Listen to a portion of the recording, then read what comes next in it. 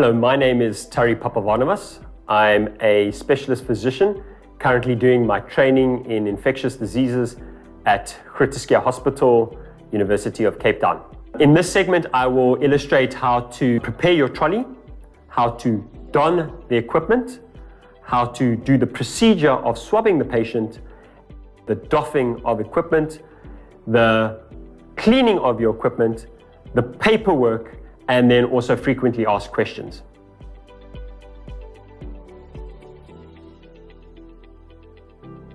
How to prepare your trolley for seeing a patient that may have COVID-19. So as you can see, you have your hand hygiene, which will be this bottle over here. Importantly, this is what you use for your hands because it contains an emollient. So it also protects your hands when you put so much alcohol on that it doesn't dry out or crack. So that is this one. This one contains 70% alcohol, which is for cleaning material. So this is what you'll use to clean your stethoscope, your visor, your goggles, whatever you need. It's this one. Please don't clean your equipment with this. The reason being is the emollient from this material actually causes your equipment to be sticky and actually makes it rather uncomfortable to work with. Then you can use your apron, and then you can prepare your masks. Either your N95 if you're going to do an aerosolization procedure, or your normal surgical face mask. And then have your gloves ready, and then also your goggles or your visor, depending on which one you want. And then once again, you also need your swabbing material over there. And then I also like to have a paper towel with me, and that's for cleaning, the cleaning process at the end.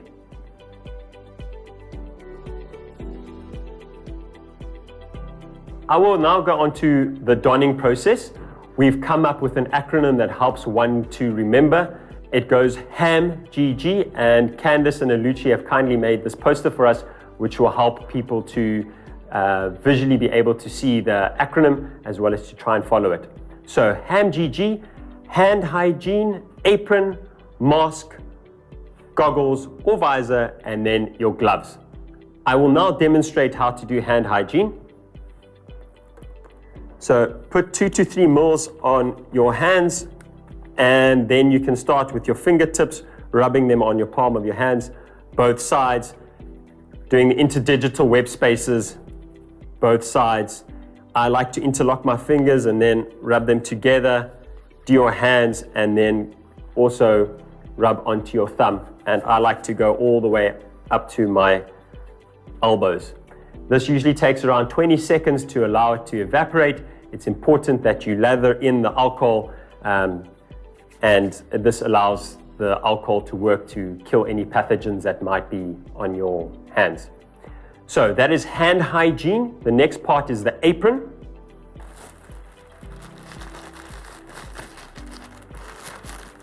So when putting on the apron, it's important that you tie it in a bow at the back, because this will allow you later on to remove it more easily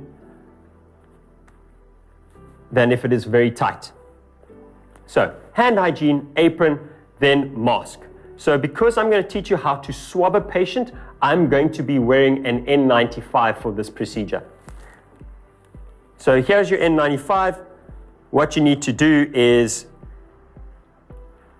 release the blue elastic straps from each other, white side at the bottom and pink at the top. Place it over your face, one strap below your ear, one strap above your ear, and importantly, you need to mold your mask onto your face. Don't pinch it, mold it, and to test that it is fitting adequately on your face, what you can do is you can take a deep breath in, and as you can see, my mask collapsed, and then you can breathe out. And once again, you can see it expand. If you notice that your glasses, if you are wearing spectacles, start to mist, then I recommend trying to mold your mask again to find the leak. Okay, so hand hygiene, apron, mask. Now you can put on your goggles or your visor. In this case, I'm going to put on my visor. And now you can put on your gloves.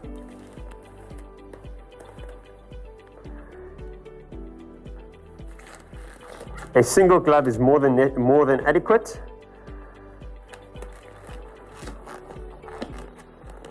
And now you are ready to see your patient in either the testing center or in your ward.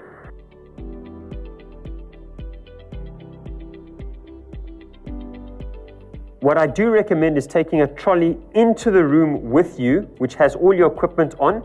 So that will include your stethoscope and your swabbing material. As you can see, I'm not wearing a stethoscope, and importantly, I'm also bare below the elbows.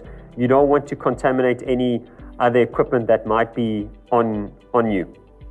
So the equipment that you'll need, you can use one of these swabs over here, preferably a swab that is made of nylon or polyester, and one that has not got a wooden shaft. If you have a cotton or wooden shaft, it can sometimes inhibit the virus. So not ideal, but you need to use what you have in your testing unit. Importantly, I'd like to show you, this is the swab that we use in our theaters, which has some bacterial media at the bottom. Please do not put this swab inside the bacterial media. Reason being is you're just going to put the virus in the media, and then you won't be able to actually pick up the virus. So unfortunately, the lab will probably reject that sample because it probably won't be adequate for them. What else do you need? You can also get your viral transport media, which is this one over here. If you do not have stock of the viral transport media, your next option is to take one of the CSF tubes that we use, and you can put in sterilely 1 to 2 mils of normal saline. The reason why we say this is the viral transport media or the normal saline actually helps the virologist to extract the virus. If you do not have either of these, your other option is to send the swab back in its container that it came with. As you can see, this swab over here does not contain any media at the bottom, so it should be safe to send that off.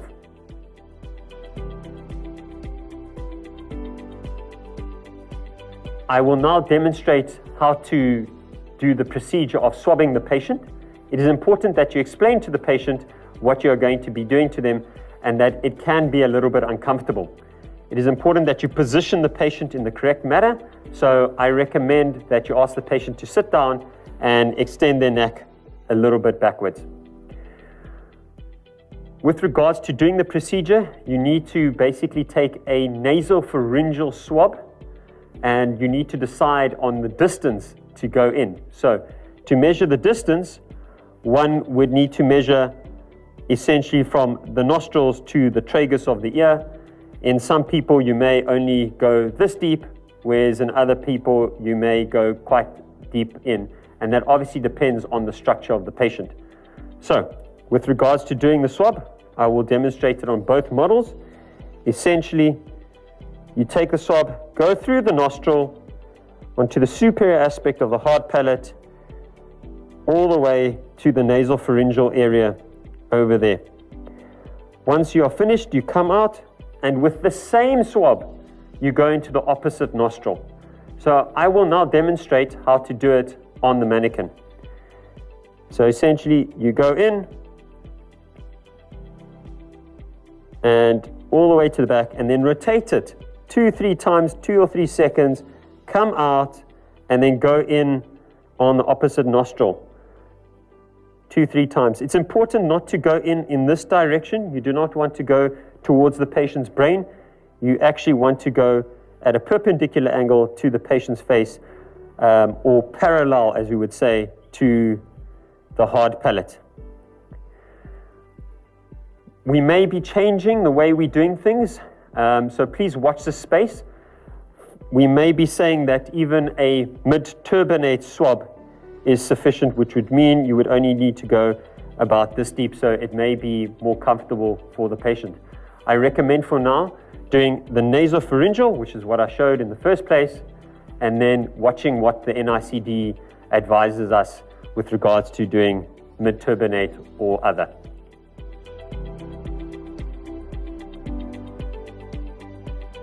So now I will demonstrate to you that if you are unable to do a nasopharyngeal swab, for example, the patient might have had recent surgery or recent trauma to the nasal region, or has a medical condition that precludes you from doing a swab in the area. For example, a patient might have a nasopharyngeal mass, which would make doing the swab rather difficult. In that case, you can do an oropharyngeal swab. When doing an oropharyngeal swab, there are 3 areas you need to test. So essentially, you need to test the tonsillar region on the right in a figure of 8 and on the left in a figure of 8. You may need a tongue depressor for doing right at the back of the oropharynx. So essentially pushing the tongue down and then taking a swab, going past the uvula and essentially doing a figure of 8 at the oropharyngeal area. Once you are done with that, you now need to place the swab within the media. So, when placing it inside, obviously one can see this is not going to fit. So what I recommend, without touching the tip of the swab, is to bend the plastic back and forth until it breaks. Discard the one side and open your media and put it inside. So this is now when you'll need your buddy, and in this case it will be Sister Isaacs who will assist me in taking the sample to the lab. So essentially, to prevent any infection risk, what one can do is, because this is potentially contaminated, I will now drop it in the sample within the bag of the NHLS bag, and then Sister Isaacs will be able to now take it to the lab. And for example, if for some reason that may have been contaminated, one can use your surface disinfectant to clean the outside.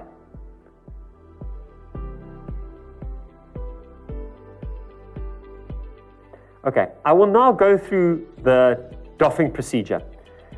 So that basically means when you finished examining, taking a history, or taking bloods, or doing your swabs on the patient, is now when you can basically take off your personal protective equipment, your PPE. So you can remember it as get a good mask.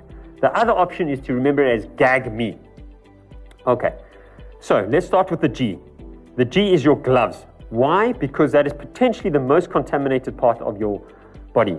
So when taking off your gloves, it is important that you take it off methodically. You don't want to snap your gloves, because if you snap it, there's a potential spray. And importantly, you must slip your index finger underneath the glove, because this is the clean surface and that is the potentially contaminated. Slip it underneath and slowly remove your gloves.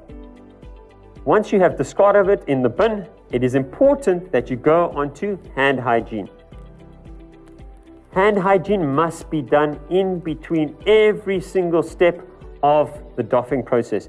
And as you can see, I go all the way down to my elbows, because when I'm in the room, there is a potential that I might have touched my apron, which could be contaminated. So when I'm in the room of talking on the patients, I generally stand around like this so that my elbows don't touch there.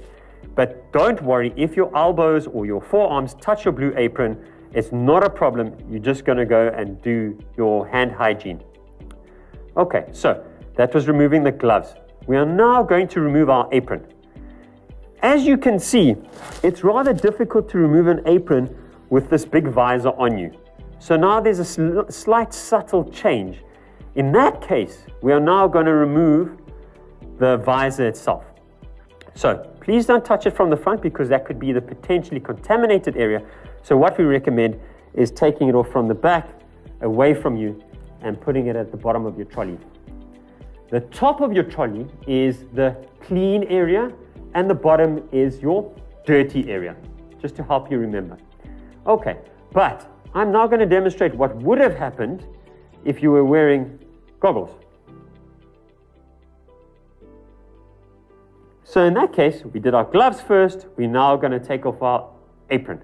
So when taking off your apron, it is important that you undo the bow at the back, take a step back and put your hands behind the apron where it is clean and stretch the apron and move it over your head and then fold it up and then discard of it in the red bin. Once again, you need to go through hand hygiene. I'm not going to go through the whole process that we did in the beginning, but it needs to be at least 20 seconds long to allow the alcohol to evaporate. So, when removing your goggles, as we said for the visor, do not touch the front. Remove it from the back, take it off your face, and once again put it at the bottom of the trolley, and then do your hand hygiene once again. So this is all done in the room of the patient. And the reason why we do it in the room of the patient is there's a potential of contaminating the area around you. So when you took off your gown or you took off your gloves, you might have potentially contaminated the wall. So that's why in the room of the patient, we are assuming it is a contaminated area. So it's okay that you are now in that area removing off your equipment. You don't want to do it in the clean area because there's a potential that you contaminate an area and then yourself or one of your colleagues will now come and touch that area and rub their eyes or anything to that extent. And therefore, that's obviously not great infection control. So, now you're ready to leave the room of the patient, okay, with your N95 on. So essentially, you're now taking out your trolley and you're going to close the door.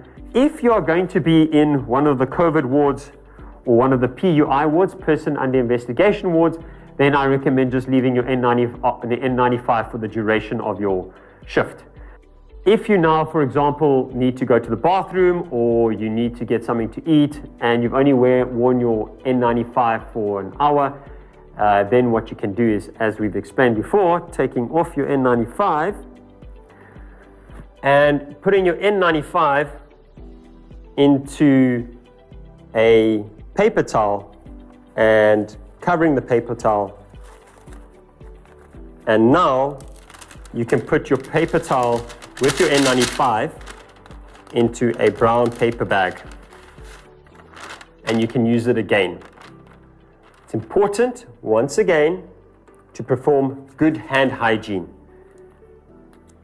Every time you take out your mask or put it back in, I recommend doing hand hygiene. I will now demonstrate how to clean your equipment once you have left the room of the patient that you may be treating. So, it is important to put a pair of gloves on.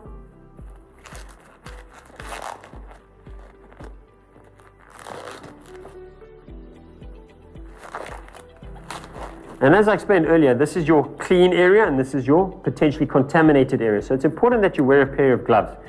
So now when cleaning your goggles or your visor or your stethoscope, all you need to do is spray the area with this surface disinfectant. I also spray the material area, and then you take one of your paper towels and you essentially clean it and rub it down until it is dry. And then what we do is we put it on top of the trolley to illustrate for the next healthcare worker that's going to do the procedure that it is clean. If it's at the bottom, you know it is probably a potentially contaminated area. And then you can do it for the rest of your equipment as well.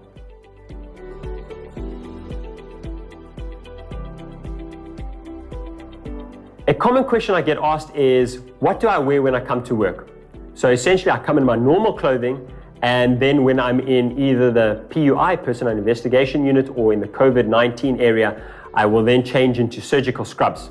I will then work in those scrubs for the duration of my shift.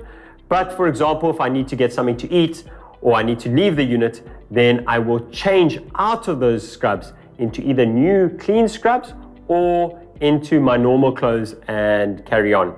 The reason why we do that is you do not want to have the potential of walking around the hospital with potentially contaminated clothing, because you never know, you might rub against something, and then there's obviously an infection risk. Before I leave the hospital to go home, it's important that you clean all potentially contaminated areas. So for example, I clean my cell phone, my pen, my stethoscope, and for that, I use the surface disinfectant. A common question I get asked is, well, what do you do about your shoes? Some people have said, well, why don't you wear the blue overshoes on your shoes? The concern with that is that when removing those, that you might inadvertently touch something else and not know about it, and therefore potentially contaminate that area. So we're not really recommending that you should wear the blue overalls. What I have been doing is I literally just spray the top of my shoes, and then I will once again just wipe them down with a paper towel, and then obviously discard of that. When I get home, I basically open the door, take off all my clothes, goes in the washing machine, and then I go and have a shower immediately after that. And then I carry on with my usual activities. I've noticed quite a few of my colleagues will come to work in their normal clothes, and then will get changed in their own scrubs and have their dirty shoes, if you want to call it that, either left in their car or left at work. And then essentially get into their clean pair of scrubs, their dirty shoes, do their shift, and then go home. But before going home, they will then change into their clean clothes and leave their potentially contaminated shoes at work.